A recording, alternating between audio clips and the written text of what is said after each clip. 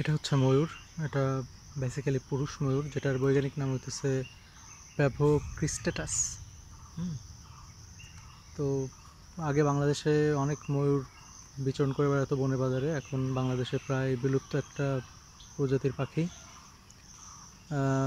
ময়ূর সাধারণত বন্য পাখি এবং এটা মাটির গর্তে বাস করে এবং গাছে নর্মালি বিশ্রাম করে। এরা সর্বভুক শ্রেণীর।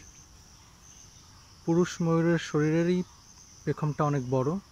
মহিলা ময়ূরের যে পেখম সেটা পুরুষের তুলনায় অনেক ছোট। এখানে একটা মেয়ে মানে ময়ূরীও আছে, একটা ময়ূর আছে, একটা ময়ূরীও আছে।